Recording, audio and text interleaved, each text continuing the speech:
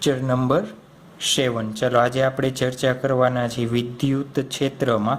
Last લેક્ચરમાં આપણે study કરી ગયા શું વિદ્યુત ક્ષેત્ર એટલે શું, અલગ અલગ આકારના સળિયા હોય, રિંગ હોય કે એના કારણે ઉદ્ભવતા વિદ્યુત ક્ષેત્ર કઈ રીતના હોય, વિદ્યુત ક્ષેત્રમાં વિદ્યુત ભારની ગતિ। ચલો થિયરી કાંઈ પણ આપણે જોશું નહીં, ડાયરેક્ટલી એક્ઝામ્પલ જ જોવાના છે। અને સ્ટાન્ડર્ડ 11માં ચેપ્ટર નંબર 3 જે આપણે સ્ટડી કર્યું હતું 3 અને 4 યાદ છે, સૂત્ર બધા જોયા હતા આપણે। ક્યાં સૂત્ર જોયા હતા, ક્યાં લખશું અહીંયા લખી દઉં, થોડુંક શું કરી દઈએ આપણે રિવિઝન કરી દઈએ, અહીંયા લખી દઉં છું। સ્ટાન્ડર્ડ 11માં આપણે આવા સૂત્ર જોયા હતા, v² બરાબર u² માઇનસ 2as। v એટલે અંતિમ વેગ, u એટલે પ્રારંભિક વેગ, a એટલે પ્રવેગ અને s એટલે સ્થાનાંતર। ચાલો બીજું સૂત્ર હતું s બરાબર ut પ્લસ 1/2at²। s એટલે સ્થાનાંતર, u એટલે પ્રારંભિક વેગ, t એટલે t સમયમાં કણે કરેલું કાપેલ અંતર, a એટલે પ્રવેગ। અને હજી એક સૂત્ર હતું v બરાબર u પ્લસ at। આ બધા આપણે સૂત્ર જોયા હતા ક્યાં, ચેપ્ટર નંબર 3માં યાદ છે ને। તો બસ આ જ સૂત્રનો ઉપયોગ કરવાના છીએ અને બે વસ્તુ આપણે ધ્યાન રાખશું, શું, એક દિશા x, આ દિશામાં જે ગતિ હશે ઇલેક્ટ્રોનની એને x, અને ઉપરની દિશામાં જે ગતિ હશે એને શું કહેશું આપણે, y તરીકે લઈ લેશું। ચાલો આટલું આપણે બેઝિક જરૂરી હતું। જોવો જોઈએ હવે શું આપેલું છે, m દળ અને q વિદ્યુતભાર ધરાવતો એક કણ, m દળ થોડીક રકમ અસ્તવ્યસ્ત આવી છે, q વિદ્યુતભાર માઇનસ q એટલે ઇલેક્ટ્રોન જ લઈ લેશો, શું લઈ લ્યો, ઇલેક્ટ્રોન જે લેવું હોય। q વિદ્યુતભાર ધરાવતો એક કણ બે વિદ્યુતભારિત પ્લેટની વચ્ચે, આ બે વિદ્યુતભારિત પ્લેટ છે પ્લસ અને માઇનસ, વિદ્યુત ક્ષેત્ર હંમેશા કઈ દિશામાં ઉદ્ભવે છે, પ્લસથી માઇનસ તરફ જ હોય। વિદ્યુત ક્ષેત્ર હંમેશા કઈ દિશામાં હોય, પ્લસથી માઇનસ તરફ હોય, ધનથી ઋણ તરફ હોય। ચલો vx વેગથી પ્રારંભમાં x અક્ષને સમાંતર દાખલ થાય છે। આ રકમમાં નો મજા આવે તો તમારો સ્વાધ્યાયનો દાખલા નંબર 1.33ની રકમ જે છે એ જ છે। જોજો આ બે પ્લેટ છે એને સમાંતર vx વેગથી દાખલ થાય છે, આકૃતિમાં દર્શાવ્યા પ્રમાણે। દરેક પ્લેટની લંબાઈ l છે, દરેક પ્લેટ, આ બે પ્લેટની લંબાઈ કેટલી છે, l છે। પ્લેટો વચ્ચે સમાન વિદ્યુત ક્ષેત્ર જાળી રાખવામાં આવે છે, એટલે વિદ્યુત ક્ષેત્ર કેવું છે, સમાન, એ બદલાતું નથી। દર્શાવો કે પ્લેટના દૂરના છેડે કણનું શિરોલંબ વિચલન, અહીંયાથી તમે કણ જવા દેશો તો આ ભાગ છે, આ છેડો છે, અહીંયા કણનું વિચલન શું હશે, જુઓ તો આ રીતના ગતિ થવાના બદલે કંઈક ઉપર અથવા નીચે ગતિ કરશે। એ ઉપર કેટલું ઉપર જાય છે અથવા કેટલું નીચે આવે છે એ આપણે આ સૂત્ર આ સાબિત કરવાનું છે। એનું અંતર, સ્થાનાંતર કેટલું હશે એ આપણે શું કરવાનું છે, સ્થાપિત કરવાનું છે। ચાલો અહીંયા જતા પહેલા ધારો કે એક વિદ્યુત ક્ષેત્ર છે, આ વિદ્યુત ક્ષેત્રની શું દર્શાવે, દિશા દર્શાવે છે। આપણે જ્યારે વિદ્યુત ક્ષેત્ર રેખાઓનો ટોપિક ભણશો ત્યારે આ ખાસ તમને ખ્યાલ આવી જશે। ચાલો વિદ્યુત ક્ષેત્રમાં તમે કોઈ એક પાર્ટિકલ મૂકો, અહીંયા પ્લસ હશે, અહીંયા માઇનસ હશે, ધારો કે તમે માઇનસ મૂકો, ઇલેક્ટ્રોન મૂકો, શું મૂકો, ઇલેક્ટ્રોન મૂકો, તો ઇલેક્ટ્રોન જુઓ તો કઈ બાજુ જશે, પ્લસ બાજુ જશે કે માઇનસ બાજુ જશે, કઈ બાજુ જાય, ઇલેક્ટ્રોન હંમેશા પ્લસમાં જ અપાકર્ષણ હોય તો આ દિશામાં જશે। કેટલું બળ ઉદ્ભવશે, આપણે F બરાબર સૂત્ર જોયું QE જેટલું, કે નથી જોયું, ક્યાંથી, E બરાબર F/Q વિદ્યુત ક્ષેત્રની વ્યાખ્યા છે ને ત્યાંથી જો, તો જુઓ તો કેટલું બળ ઉદ્ભવશે, QE જેટલું બળ ઉદ્ભવશે। અહીંયા માઇનસ વિદ્યુતભાર છે તો માઇનસ QE જેટલું। ચાલો એ જ રીતના ધારો કે આ વિદ્યુત ક્ષેત્રની દિશા છે, એમાં હું પ્લસ વિદ્યુતભાર મૂકું, શું મૂકું, પ્લસ વિદ્યુતભાર, તો એના ઉપર ઉદ્ભવતું બળ કઈ દિશામાં હશે, એના પર ઉદ્ભવતું બળ પ્લસ કેને એટ્રેક્ટ કરે, માઇનસને, તો કેટલું હશે, પ્લસ QE જેટલું, કેટલું હશે, પ્લસ QE જેટલું હશે। ખ્યાલ આવ્યું? તો બસ આ જ કોન્સેપ્ટનો ઉપયોગ આપણે અહીંયા કરવાનો છે। જુઓ તો શું થશે, અહીંયા માઇનસ Q વિદ્યુતભાર છે, vx વેગથી આવે છે, ધારો કે અહીંયા પહોંચ્યો તો અહીંયા પ્લસ છે, તો શું કરશે, કઈ દિશામાં જવાની શરૂઆત કરશે, એ ધીમે ધીમે ગતિ કરતો કઈ દિશામાં જશે, આ રીતના વાય દિશામાં જવાની ગતિ કરશે. ચાલો એ જુઓ તો આ છેડા માટે આપણે સ્થાનાંતર કહી દઈએ વાય, અને આ કાપેલું અંતર પ્લેટના દૂરના છેડે છે ને, તો આ અંતરને આપણે એલ જ કહેશું. તો આપણે આ વાયનું સૂત્ર શોધવાનું છે. જોવું જોઈએ આ ઇલેક્ટ્રોનની બે દિશામાં ગતિ થઈ કઈ કઈ, એક તો એક્સ દિશામાં આગળ વધે છે ને વાય દિશામાં ઉપર પ્લેટ તરફ આકર્ષાય છે. કઈ દિશામાં? બે દિશામાં ગતિ થઈ. તો આપણે એ ગતિના શું કરી નાખીએ, બે ભાગ પાડી દઈશું. શું કરી દઈશું? બે ભાગ પાડી દઈ. ચાલો એક તો ઇલેક્ટ્રોન નથી, ચાલો ઋણ વિદ્યુતભાર લીધો છે ને આપણે, કોઈ પણ ઋણ વિદ્યુતભારની એક્સ દિશામાં ગતિ. ચાલો તમે આ સ્ટાન્ડર્ડ 11માં ભણ્યા હશો ત્યારે આપણે શું કરતા, એક્સ દિશાનું પહેલાં અલગ કરી દેતા અને વાય દિશાનું. ચાલો એક્સ દિશા માટે મને લખાવડાવો તો. એક્સ દિશા માટે તમારી પાસે શું શું વસ્તુ અવેલેબલ છે લખાવડાવો તો મને. ચાલો એક્સ દિશાનો પ્રારંભિક વેગ જુઓ તો કેટલો છે, તો યુ એક્સ બરાબર વી એક્સ લખી દઉં. પ્રારંભિક વેગ આપણને કેટલો આપ્યો? You x. પ્રવેગ જુઓ તો એક્સ દિશામાં પ્રવેગ. ચાલો કણ છે, કણનો પ્રવેગ હંમેશા કઈ દિશામાં હશે? ગુરુત્વાકર્ષણ કઈ દિશામાં લાગે? નીચેની દિશામાં. તો એનો પ્રવેગ કઈ દિશામાં હોય?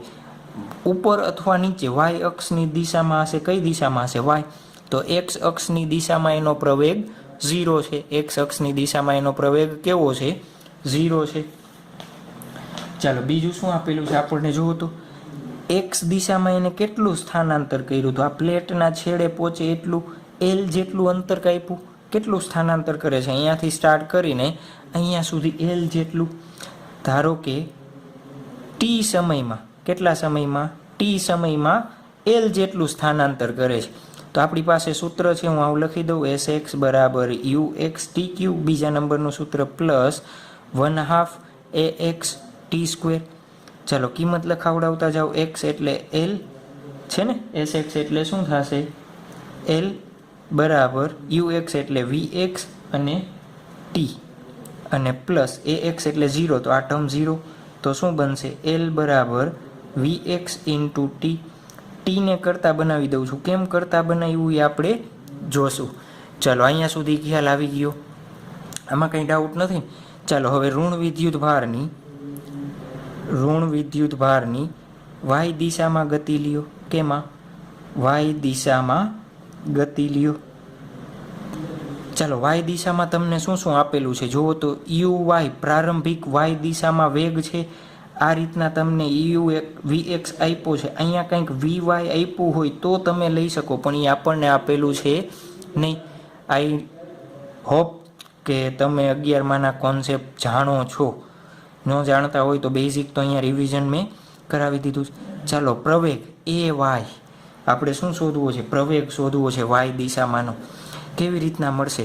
જો તો ઇલેક્ટ્રોન અથવા ઋણ વિદ્યુતભાર છે કઈ દિશામાં? ઉપરની દિશામાં ગતિ કરે છે. એનું બળ કઈ દિશામાં હશે? અહીંયા નીચે લખી દઉં છું. પ્રવેગ આપણે ડાયરેક્ટ ઋણ વિદ્યુતભાર પર ઉદ્ભવતું બળ આપણે જોયું હતું, આ સૂત્ર જોયું ને, કેટલું હોય? વાય દિશામાં જ છે ને, ઉપરની દિશામાં લાગે છે, તો માઇનસ ક્યુ ઈ જેટલું લખી દઉં. કેટલું લખી દઉં? ક્યુ ઈ જેટલું. ચાલો ઉપરની દિશામાં લાગે છે તો એને પ્લસ કહી દેશું. માઇનસ રાખો કે ન રાખો કાંઈ ફેર પડશે નહીં. માઇનસ શું દર્શાવે? વિદ્યુતભાર દર્શાવે છે, મૂલ્ય એનું શું દર્શાવે? મૂલ્ય દર્શાવે. ચાલો પ્લસ લઈ લે. એફ એટલે શું લખી શકાય આપણે? એફ બરાબર એમ એ સ્ટાન્ડર્ડ 11માં સૂત્ર જોયું, તો અહીંયા એમ એ વાય લખી દઉં. કેમ? વાય દિશામાં જ પ્રવેગ મળે છે ને આપણને. પ્રવેગ કઈ દિશામાં? વાય દિશામાં મળે છે એટલા માટે. તો ક્યુ ઈ, તો એ વાય બરાબર શું લખી દઉં? ક્યુ ઈ બાય એમ લખી દઉં. તો એ જ વસ્તુ અહીંયા મૂકી દઉં, ક્યુ ઈ બાય એમ. વાય દિશાનો પ્રવેગ કેટલો છે? ક્યુ ઈ બાય એમ જેટલો. ચાલો બીજું આપણને શું આપ્યું છે? એસ વાય દિશામાં કરેલ સ્થાનાંતર. ધારો કે આપણે ધારી લીધું કેટલો ઉપર ચડે છે? વાય જેટલો. કેટલો જાય છે? વાય જેટલો. ચલો ધારો કે ટી સમયમાં કેટલો? વાય જેટલો ઉપર જાય છે. તો મને વાયનું સૂત્ર લખાવડાવો. U y t plus 1/2 a y ટીનો સ્ક્વેર. ચાલો યુ વાય એટલે વાય 0 પ્લસ 1/2 AY એટલે QE/M. ટીની કિંમત આપણે નહોતી તો આપણે ટીની કિંમત અહીંયા શોધી લીધી છે. તો શું લખી દઉં? VX²/L² લખી દઉં. સોરી, અહીંયા ઊંધું થશે ને. જુઓ તો ટી બરાબર VX છેદમાં જશે તો L/VX થશે. તો અહીંયા શું થશે? L/VX whole square. તો y બરાબર શું લખી દઉં? 1/2 QEL²/VX². એમ. તો આપણે જે સૂત્ર જોતું તો એ સૂત્ર મળી ગયું આપણા માટે. ખ્યાલ આવી ગયો? આ સૂત્ર તમારે યાદ રાખવાનું છે. આના ઉપરથી આપણે ઘણા બધા MCQ પૂછાય તો આપણને આવડી જવા જોઈએ. ચલો, આવડી જશે. એક્ઝામ્પલ નંબર 34, જે આપણે 33 જોયો ને, સેમ અત્યારે જે થિયરી જોઈ એના બેસ્ડ એક્ઝામ્પલ છે. ચલો, શું થશે જુઓ તો. ધારો કે સ્વાધ્યાયમાં 1.33માં કણ છે, જે આપણે થિયરી આગળની જોઈ. કઈ થિયરી? બે પ્લેટ હતી, પ્લસ પ્લસ પ્લસ અને એક માઇનસ માઇનસ માઇનસ.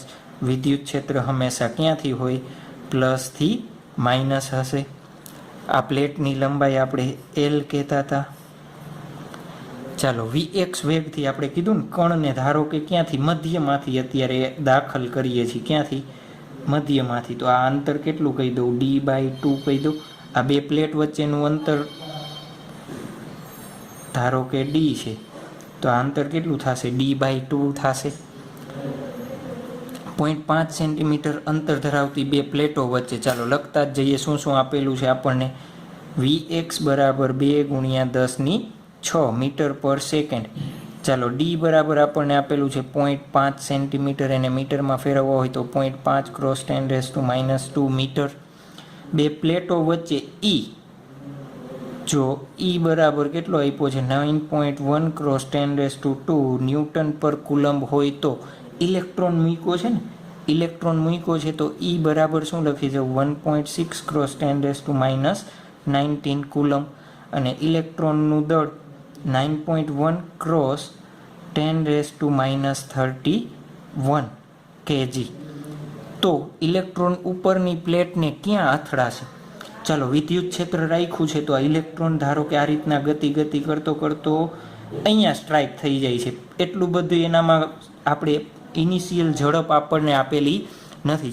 ધારો કે આ ઝડપ વધારે હોય તો એ પ્લેટને ક્રોસ પણ કરી જાય.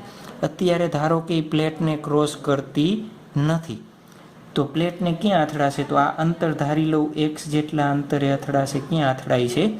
x જેટલા અંતરે. ક્યાં અથડાય છે? x જેટલા અંતરે. ચલો, આગળ આપણે સૂત્ર જોયું એ રીતના. શું સૂત્ર જોયું હતું? y બરાબર, આ મારે y લેવું પડે. ચાલો, y બરાબર કેટલું લઉં? D/2 અંતર લઈ લઉં. y બરાબર D/2. કેમ? વચ્ચેથી દાખલ કર્યો છે, ઉપરના પ્લેટને સ્ટ્રાઇક થાય, અથડાય તો એને કેટલું સ્થાનાંતર કર્યું હોય? y દિશામાં. D/2 જેટલું. Dની કિંમત કેટલી છે? 0.5 × 10⁻² /2. તો 0.25 × 10⁻² મીટર. ખ્યાલ આવ્યો? ચાલો, હવે y નું સૂત્ર લગાવો તો y બરાબર 1/2 QEL. જો તો એ કેસમાં L શું હતો? પ્લેટને ક્રોસ કરી જતો તો એ અત્યારે પ્લેટને ક્રોસ નથી કરતો, x દિશામાં કાપેલું અંતર હતું. તો QEX² લખી દઉં છેદમાં MVX² લખી દઉં. કે ન સમજાણું? શું કહેવા માગું છું? આગળનો કેસ જુઓ તમે. આગળના કેસમાં શું હતો? કણ અહીંયાથી દાખલ કરતા હતા. આપણે શું કરતા હતા? કણ અહીંયાથી દાખલ કરતા હતા. તો આ રીતના એ ગતિ કરીને આ પ્લેટને ઓળંગી જતો હતો. શું કરી જતો હતો? ઓળંગી જતો હતો. એટલે આપણે પ્લેટનું અંતર L લેતા હતા. પણ અત્યારે અહીંયા મારે કેટલું લેવું જોઈએ? x જેટલું અંતર લેવું જોઈએ. અરે યાર, ન આવડું. ચાલો, પાછું જોવો તો. x દિશામાં મને ભાગ લખાવડાવો તો x દિશામાં શું થશે? Sx બરાબર કાપેલું અંતર x, ux બરાબર vx કહી દો. ધારો કે t સમય છે તો Sx બરાબર શું થશે? uxt plus 1/2 axt². ax પ્રારંભિક x દિશામાં વેગ 0, પ્રવેગ 0 છે તો Sx એટલે x, ux એટલે vx ઇન્ટુ t. તો ટી બરાબર શું લખી દઉં, એક્સ છેદમાં વી એક્સ. આપણે વાય દિશામાં સૂત્ર મૂક્યું હતું, શું હતું, વાય બરાબર 1/2 એ વાય ટી સ્ક્વેર આવે. ચાલો 1/2 એ વાય એટલે તો ઈ બાય એમ. તો ટી મારે શું મૂકવો પડે, એક્સના છેદમાં વી એક્સ એનો સ્ક્વેર મૂકવો પડે. એટલા માટે મેં અહીંયા એક્સ લખેલું છે. ખ્યાલ આવી ગયો. તમારે યાદ રાખવાનું, જેટલા અંતરે સ્ટ્રાઇક થતો હોય એ અંતર એક્સ દિશામાંનું અને વાય દિશામાંનું લઈ લેવાનું. શું લઈ લેવાનું, એક્સ દિશામાંનું અને વાય દિશામાં. ચાલો આપણે શું શોધવાનું છે, એક્સ શું શોધવાનું છે, ક્યાં અથડાશે પ્લેટ ઉપર, તો આ છેડાથી એક્સ અંતરે. ચાલો એક્સ શોધવો છે તો એક્સ બરાબર એક્સનો વર્ગ બરાબર શું થશે, 2m વી એક્સનો square divide by q e થશે. 2m વાય આવશે ને ઉપર, વાય. ચાલો એક્સ જોતો હોય તો શું થાય, અહીંયા લખી દો, એક્સ બરાબર શું થશે, સામે જુઓ તો 2my ક્યુ ઈ એનું 1/2 અને વી એક્સ વર્ગમૂળ લીધું તો આનું વર્ગમૂળ આવશે અને આનો વર્ગ કેન્સલ થઈ જશે. ચાલો બધી કિંમત લખાવતા જાઓ. 2 ક્રોસ m1 એટલે 9.1 ક્રોસ 10⁻31 આપ્યું જ છે અહીંયા. વાય એટલે આપણને આપ્યું છે 0.25, આપ્યું નથી હો, આપણે શોધ્યું છે. છેદમાં ક્યુ એટલે ઇલેક્ટ્રોનનો વિદ્યુતભાર, ક્યુ એટલે ઇલેક્ટ્રોનનો વિદ્યુતભાર, ઇલેક્ટ્રોન આપ્યો છે એટલા માટે વિદ્યુત ક્ષેત્રની કિંમત 9.1 ક્રોસ 10⁻². એનું શું આવે, સ્ક્વેર રૂટ. અને વી એક્સ 2 ક્રોસ વી એક્સની કિંમત 10⁻6.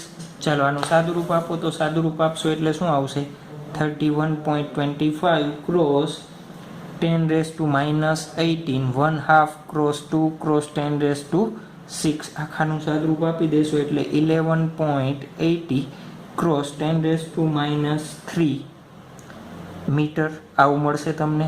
એટલે તમને મળશે 1 સેન્ટીમીટરમાં ફેરવી દઉં, સેન્ટીમીટર એક્સ. કેટલા અંતરે, અહીંયાથી આટલા અંતરે એ અથડાઈ જશે. ચાલો તો આ થઈ ગયો આપણો 1.34. ક્વેશ્ચન સ્વાધ્યાયનો દાખલા નંબર 14. શું આપેલું છે, આકૃતિમાં સમાન વિદ્યુત ક્ષેત્રમાં 3 વિદ્યુતભારોના ગતિપથ દર્શાવે છે. 3 વિદ્યુતભારના આપણે ચિહ્ન આપવાના છે. કયો વિદ્યુતભાર ધન છે કે કયો વિદ્યુતભાર ઋણ છે એ આપણે દર્શાવવાનું છે. અને કયા કણ માટે વિદ્યુતભાર અને દળનો ગુણોત્તર મહત્તમ હશે. કયા વિદ્યુતભાર માટે વિદ્યુતભાર અને દળ Q/m નો ગુણોત્તર વધારે હશે એ આપણે કહેવાનું છે. ચાલો જુઓ તો આપણે કીધું હતું કોઈ પણ વિદ્યુત ક્ષેત્ર હોય, ધારો કે અહીંયા પ્લસથી માઇનસ છે આ દિશામાં, અહીંયા પ્લસ અહીંયા માઇનસ, ધારો કે તમે અહીંયા એક માઇનસ ઇલેક્ટ્રોન મૂકો છો તો એ કઈ દિશામાં ગતિ કરે, પ્લસ બાજુ. અને પ્લસ મૂકો તમે તો એ કઈ બાજુ ગતિ કરે, ઋણ બાજુ આકર્ષે. તો અહીંયા આકૃતિમાં જોવો તો 1 અને 2 એનો ગતિપથ બદલાવીને આ મૂળ ગતિપથ હતો, આનો મૂળ ગતિપથ આ રીતના હતો અને આનો ગતિપથ આ રીતે છે ને. જુઓ તો આનો ગતિપથ 1 અને 2 કઈ બાજુ ગયા, પ્લસ બાજુ. એનો મતલબ શું થયો, 1 અને 2 કેવા હોવા જોઈએ, ઋણ વિદ્યુતભાર હોવા જોઈએ. 1 અને 2 કેવા હોવા જોઈએ, ઋણ વિદ્યુતભાર. તો જ ઉપરની બાજુ આકર્ષણ અનુભવે ને. પ્લસ પ્લેટ બાજુ આકર્ષણ ક્યારે અનુભવે, જ્યારે એની પાસે ઋણ વિદ્યુતભાર હોય ત્યારે. અને ત્રીજો વિદ્યુતભાર ઋણ બાજુ જાય છે તો એનો મતલબ શું થયો, ત્રીજો વિદ્યુતભાર કેવો હશે, પ્લસ હશે. ત્રીજો વિદ્યુતભાર કેવો હશે, પ્લસ હશે. ચાલો બીજો આપણે શું શોધવાનું છે, Q/m નો ગુણોત્તર જોવાનો છે ને. ચાલો સૂત્ર જુઓ તો y બરાબર 1/2 QE/2m x નો સ્ક્વેર, સોરી આપણે l લીધો છે ને, l નો સ્ક્વેર અપોન vx નો સ્ક્વેર. ચાલો જુઓ તો y કેના ઉપર, આ બધા કેસ માટે જુઓ તો પ્લેટનું અંતર, ધારો કે l છે તો અહીંયા પ્લેટનું અંતર હું l રાખીશ. ઇનિશિયલ સ્પીડ બધાની vx અચળ કરી દઉં 3 માટે. પછી જુઓ તો બધાનો વિદ્યુતભાર Q, આ ઇલેક્ટ્રોન છે આ પ્રોટોન હોય તો બધાના વિદ્યુતભાર કેવા સરખા, Q અને m ખાલી બદલશે, વિદ્યુત ક્ષેત્ર અચળ. તો વાયની કિંમત કેના ઉપર આધાર રાખે છે? ક્યુ બાય એમ ઉપર આધાર રાખે છે. ચાલો, ક્યુ બાય એમનો જેમ કિંમત વધારે એમ વાય કેવો હશે? વધારે હશે. વાય ડાયરેક્ટલી પ્રપોઝનલ ટુ શું થાય છે? ક્યુ બાય એમ. તો જેમ ક્યુ બાય એમનો ગુણોત્તર વધારે તો વાય વધારે. તો આકૃતિ જુઓ તો, ધારો કે હું આને અહીંયાથી આ રીતના જોઈન કરી દો સ્ટ્રેટ લાઈન, તો આના માટેનો વાય જુઓ, આના માટેનો વાય જુઓ અને આના માટેનો વાય જુઓ. ચાલો, આકૃતિમાંથી કયા માટેનો વાય વધારે છે? તો આકૃતિ પરથી કણ 3નો વાય વધારે છે. તેથી કણ 3 માટે ક્યુ બાય એમનો ગુણોત્તર વધારે હશે. ચાલો, સાવ કેવો છે? લલ્લુ પંજુ જેવો છે ને, આવડી જાય ને, કંઈ વાંધો નહીં. ચાલો, આપણે અહીંયા થઈ ગયું આપણા માટે એક્ઝામ્પલ નંબર 1.14. ત્યારબાદ આપણા પાઠ્યપુસ્તક જે તમારી NCERTની ટેક્સ્ટ બુક છે એનું ઉદાહરણ નંબર 8. શું આપેલું છે? એક ઇલેક્ટ્રોન 2 × 10⁴ ન્યૂટન પર કુલમ, ઇન્વર્સ કાર્ડ નાખીએ, કુલમ પર કરી દીધો છે ને, ના નિયમિત વિદ્યુત ક્ષેત્રમાં 1.5 સેન્ટીમીટર જેટલા અંતર પતન પામે છે. કેમાં? આકૃતિ એમાં દર્શાવ્યું છે. શું દર્શાવ્યું છે? ઇલેક્ટ્રોનનો કેસ દર્શાવ્યો છે. ક્ષેત્રનું માન અચળ રાખ્યું છે. ચાલો, પ્લસ અહીંયા છે, માઇનસ ઉપર છે, તો વિદ્યુત ક્ષેત્ર કઈ દિશામાં હશે? ઉપરની દિશામાં. અચળ રાખીને તેની દિશા ઉલટાવવામાં આવે છે. ચાલો, પ્લસ ઉપર લઈ લીધા, માઇનસ એની દિશા આપણે શું કરી દીધી? ઉલટાવવામાં આવે છે. અને તેમાં એક પ્રોટોન તેટલા જ અંતરનું મુક્ત પતન પામે છે. આકૃતિ બીમાં. તો દરેક કિસ્સામાં પતન માટે લાગતો સમય આપણે ગણવાનો છે. ચાલો, 2 ભાગ પાડી દઉં. એક ભાગ કેના માટે લેશું આપણે? ઇલેક્ટ્રોન માટે. અને અહીંયા કેનું રાખેલું છે આપણે? પ્રોટોન રાખેલો છે ને. એક શું રાખ્યો છે આપણે? ઇલેક્ટ્રોન. અને એક શું રાખેલો છે? પ્રોટોન. ચાલો, લખાવતા જાઓ. ચાલો, શું કહીએ છે જુઓ તો, એક ઇલેક્ટ્રોન છે અહીંયા ઉપરની પ્લેટ પાસે રાખેલો છે. અહીંયા ઉપર શું થશે? અપાકર્ષણ. ઇલેક્ટ્રોન કઈ દિશામાં જવાની ટ્રાય કરે? નીચેની દિશામાં જવાની ટ્રાય કરશે. ચાલો, નીચેની દિશામાં કેટલું મુક્ત પતન પામે છે? તો એ શું કહે છે? 1.5 સેન્ટીમીટર જેટલું. તો વાય આપણને આપ્યું છે. ઇલેક્ટ્રોન અહીંયા પહોંચી ગયું. ચાલો, મુક્ત પતન. પહેલાં તો આ ઇલેક્ટ્રોન ઉપર ઉદ્ભવતું બળ, ઇલેક્ટ્રોન પર ઉદ્ભવતું બળ F બરાબર શું થાય? E ઇલેક્ટ્રોન છે ને. ચાલો, તો M એ ઇલેક્ટ્રોનનો પ્રવેગ, E ઇલેક્ટ્રોનનું દળ, તો એનો પ્રવેગ કેટલો થઈ જશે? E બાય ME પ્રવેગ મળી ગયો. ચાલો, હવે વિચારો તો આપણો કોન્સેપ્ટ શું? X અને Y દિશામાં ગતિ. જુઓ તો કઈ દિશામાં જાય છે ઇલેક્ટ્રોન? નીચેની દિશામાં જાય છે. તો ખાલી ગતિ કઈ દિશામાં હશે? Y દિશામાં ગતિ માટે આપણે આ રીતના લઈ લઈ, X દિશા અને Y દિશા. ચાલો, ખાલી કઈ દિશામાં આવે છે? ઇલેક્ટ્રોન જુઓ મુક્ત પતન કરે છે તો કઈ દિશામાં આવે છે? નીચેની દિશામાં. ચલો, Y દિશામાં આપણને શું શું આપેલું છે? લખાવતા જાઓ. SY, Y જેટલું અંતર કેટલું છે? 1.5 સેન્ટીમીટર. તો Y બરાબર 1.5 સેન્ટીમીટર. બીજું શું આપેલું છે? પ્રવેગ આપણે શોધી લીધો. એ Y દિશામાં હશે ઇલેક્ટ્રોનનો પ્રવેગ, તો E by ME. E by ME આપણને શું શોધવાનું છે? આ 1.5 સેન્ટીમીટર અંતર કાપતા ધારો કે કેટલો સમય લાગે છે ઇલેક્ટ્રોનને? TE જેટલો. ઇલેક્ટ્રોન માટે છે એટલે E કીધો, નકર TE કહી દો તોય ચાલે. ચલો, શરૂઆતમાં ઇલેક્ટ્રોનની ઝડપ જુઓ તો અહીંયા હતો ત્યારે પ્રારંભિક કાંઈક ઝડપ આપી છે, UY નથી આપી. કેટલી છે? 0.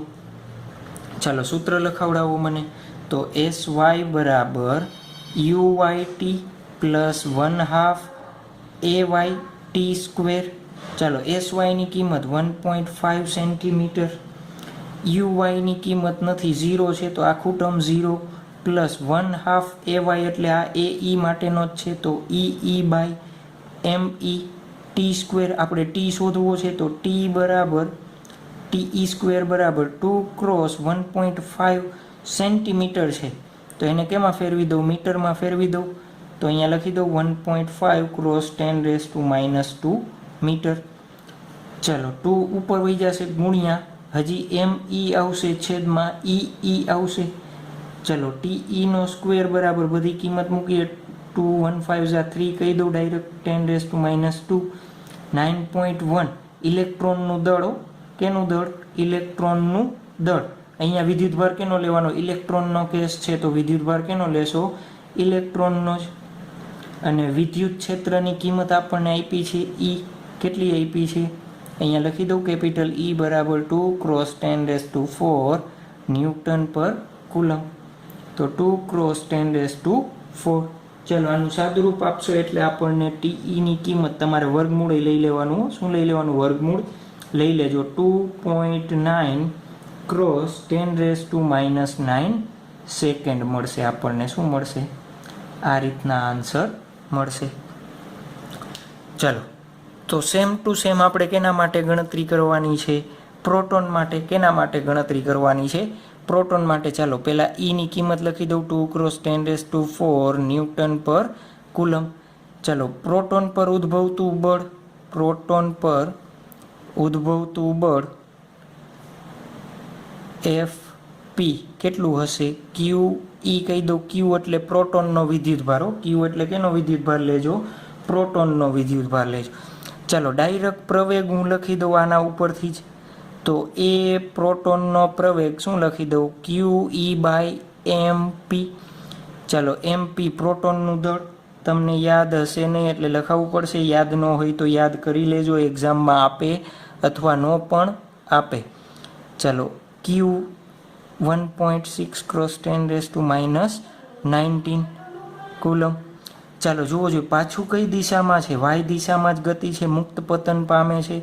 તો વાય દિશામાં ગતિ માટે, વાય દિશામાં ગતિ માટે લખાવતા જાઓ મને. SY બરાબર પાછું સેમ ટુ સેમ અંતર જ કાપે છે એવું કીધું છે ને, તો 1.5 સેન્ટીમીટર છે, એને કેમાં ફેરવી દીધા? મીટરમાં. ચાલો એનો પ્રવેગ પ્રોટોનનો કેટલો આપેલો છે? QE/MP જેટલો. ધારો કે સમય કેટલો લીએ છે? TE જેટલો સમય લીએ છે. શું લીએ છે? TE જેટલો સમય લીએ છે. અને પ્રારંભિક એનો ઝડપ મુક્ત પતન કરે છે એટલે પ્રારંભિક ઝડપ શૂન્ય હશે. ન સમજાય તો ધારો કે તમે ફર્સ્ટ ફ્લોર ઉપરથી એક બોલ લઈને ઊભા છો, તમે એને કાંઈ ધક્કો નથી મારતા, છતાં બોલ તમે નીચે મૂકશો તો ક્યાં આવશે? જમીન ઉપર આવશે ને.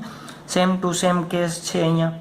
ચાલો લખાવતા જાઓ. SY બરાબર UYT પ્લસ 1/2 AYTP નો સ્ક્વેર. TP એટલે શું લઈ લઉં? પ્રોટોન માટે.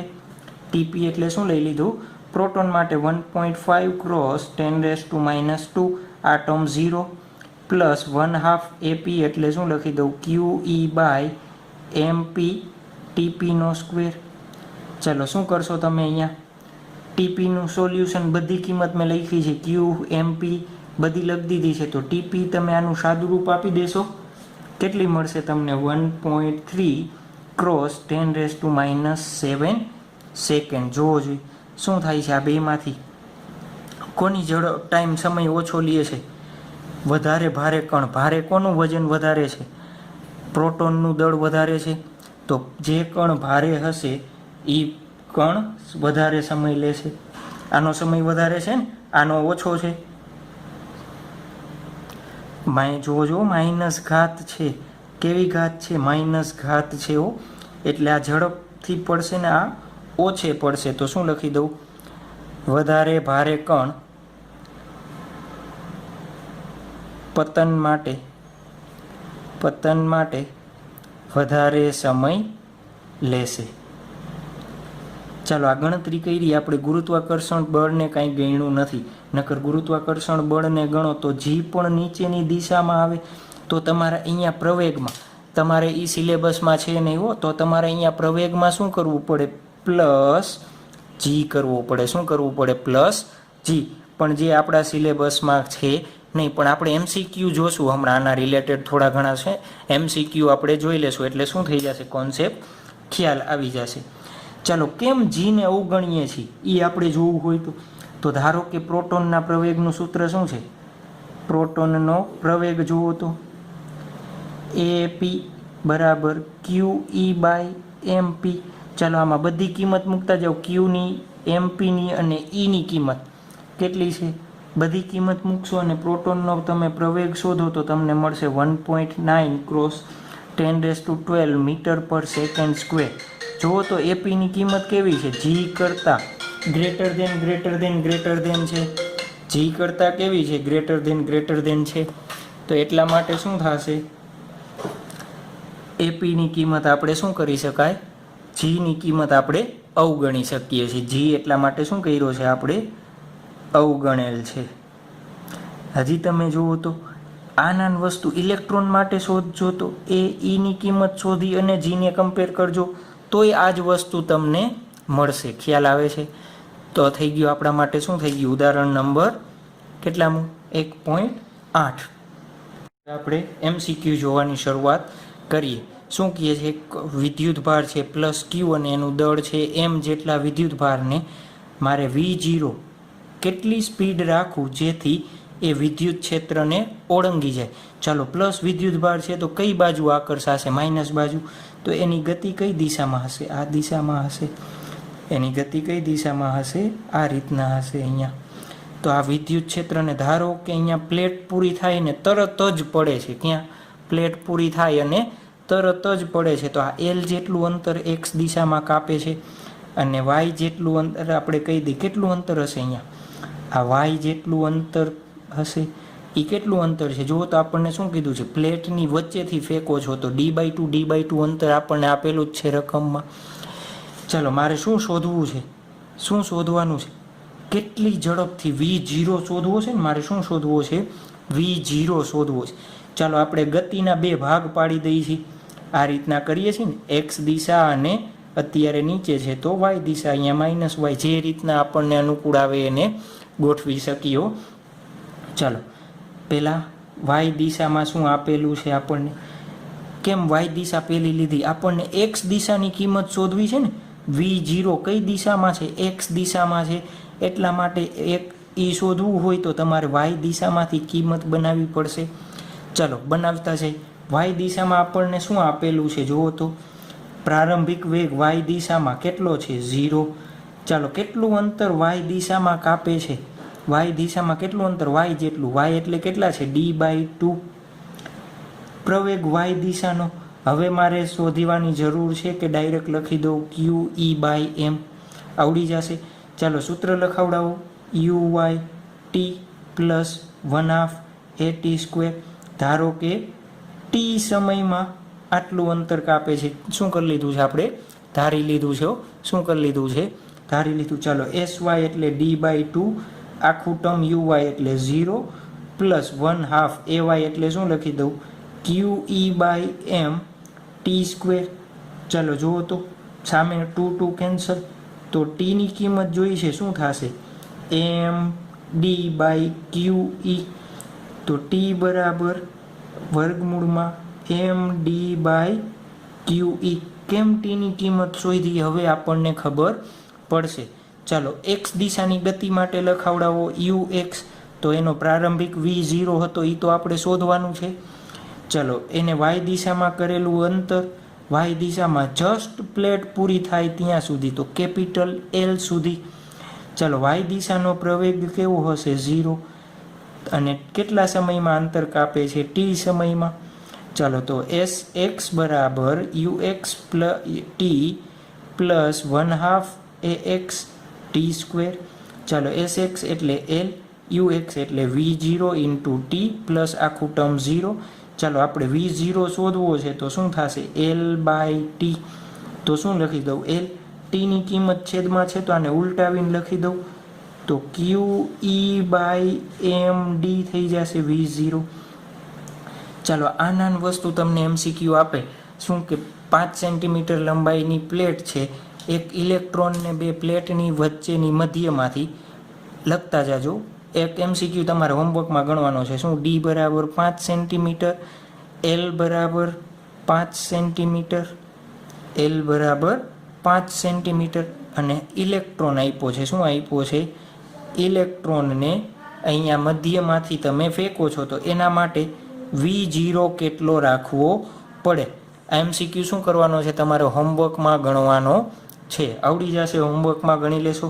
ડાયરેક્ટ આ સૂત્ર જ લગાવશો એટલે આ સૂત્રની એપ્લિકેશન તમને આવડી જશે ને, એટલા માટે હોમવર્કમાં તમને આપ્યો છે.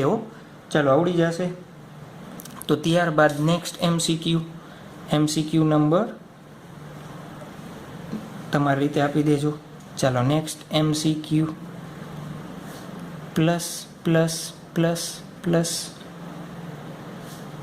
Minus minus minus minus.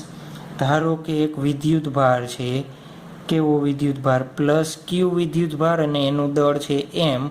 હું એને U ઝડપથી 37ના ખૂણે મારે ફેંકવો છે ઉપરની દિશામાં. ચાલો પ્લસ છે તો શું થશે જુઓ તો, અપાકર્ષણ પામશે. તો મારે યુની ઝડપ કેટલી રાખવી જોઈએ કે જેથી આ કણ અહીંયાથી જસ્ટ ઉપરની પ્લેટને ટચ કરીને પાછો આવે. ઉપરની પ્લેટને જસ્ટ ટચ કરીને પાછો. આ ક્યુને મેં અહીંયાથી ફેંક્યો છે એવું માનજો, ઉપર દર્શાવ્યો છે પણ ક્યાંથી, નીચેની પ્લેટમાંથી ફેંક્યો છે. બધી કેવી વાતું છે, કાલ્પનિક વાતું છે ને સાહેબ. નીચેની પ્લેટમાંથી તમે કેવી રીતના ફેંકવા જશો? બધાના હાઇડ્રોજન કોલાઇડરની બધી વસ્તુ અત્યારે અવેલેબલ છે, એટલે એ શક્ય છે ને. ચાલો જુઓ તો આ શું થશે? પ્રક્ષિપ્ત ગતિનું ઉદાહરણ લાગે છે તમને કે નથી લાગતું? કેનું ઉદાહરણ લાગે? ક્વેશ્ચન સમજાઈ ગયું. મારે શું શોધવું છે? યુ કેટલી ઝડપથી ફેંકવું કે જેથી એ વિદ્યુત ભાર ઉપરની પ્લેટને સ્પર્શીને તરત પાછો આવે. તો જુઓ તો આ ઊંચાઈને હું મહત્તમ ઊંચાઈ કહી દઉં, H મેક્સિમમ. કેનું ઉદાહરણ છે? પ્રક્ષિપ્ત ગતિનું ઉદાહરણ. ચાલો આ કેસ માટે આપણે શું કરશું? ગુરુત્વાકર્ષણની બળ અસરને આપણે અવગણીએ છીએ. ગુરુત્વાકર્ષણ અસરને અવગણતા. ચાલો H મેક્સનું સૂત્ર લખાવું કેના પ્રક્ષિપ્ત ગતિ માટે? તો U² sin² θ/2g. g એટલે પ્રવેગ છે. ચાલો આ કિસ્સામાં આપણો પ્રવેગ શું થશે જુઓ તો, g વિદ્યુત ભારનો પ્રવેગ શું થશે? કેમ? કણ ઉપર જાય છે, જેટલા પ્રવેગથી ઉપર જશે એટલો જ g હશે નીચેની દિશામાં. ચાલો તો g શું થશે જુઓ તો, a બરાબર શું લખી દઉં? QE/m લખી દઉં. શોધાવડાવવાની જરૂર નથી ને હવે? અરે યાર, અત્યાર સુધી આપણે એ જ શોધતા આવીએ છીએ ને, તો બસ અહીંયા એ જ કિંમત મૂકી દો. તો H મેક્સ બરાબર U² sin² θ/2g એટલે શું લખી દઉં? QE/m. ચાલો આપણે યુની કિંમત શોધવી છે તો શું થશે? આને સામે જવા દો. યુની કિંમત શોધવી છે ને આપણે. કેની કિંમત શોધવાની છે? યુની કિંમત શોધવી છે. ચાલો યુની કિંમત શોધવી હોય તો શું લખશું આપણે? U² બરાબર અહીંયા 2QE H max / m sin² θ. જુઓ તો H મેક્સ બરાબર હું શું લખી શકું? H મેક્સ બરાબર D લખી શકું, બે પ્લેટ વચ્ચેનું અંતર, કે ન લખી શકાય? ચાલો, અને થીટા બરાબર આપણને આપ્યો છે કેટલો? 37 ડિગ્રીએ તમે ફેંકો છો તો sin 37ની કિંમત કેટલી થશે? યાદ છે? ટ્રાયેંગલ આ 90નો ખૂણો આ 37 હોય તો 3, 4, 5. તો જુઓ તો સામેની બાજુ 3/5. તો અહીંયા એ બધી કિંમત મૂકી દઉં હું. U² બરાબર શું થશે જુઓ તો, લખાવડાવો મને. sin² θ છે ને? શું છે? sin² θ છે. ચાલો 2QE H મેક્સ એટલે D લખી દઉં. એમ sin² એટલે 9/25 ઉપર જવા દઉં. ચાલો વર્ગમૂળ લઈ લઉં, શોધવું છે તો 5/3 હું 12 લઈ લઉં. 25નું વર્ગમૂળ 5, 9નું 3, બાકીનું બધાને શું રાખી દઈ? વર્ગમૂળમાં 2QED/m છે ને. 11મા સ્ટાન્ડર્ડનો પ્રક્ષિપ્ત ગતિનો કોન્સેપ્ટ અને 12th સ્ટાન્ડર્ડ બંને શું કરી દીધું છે? મિક્સઅપ કરી દીધું છે. ચાલો નેક્સ્ટ MCQ શું જોઈએ? નેક્સ્ટ MCQ એક પાછો જોઈ લઈએ. ચાલો MCQ નેક્સ્ટ.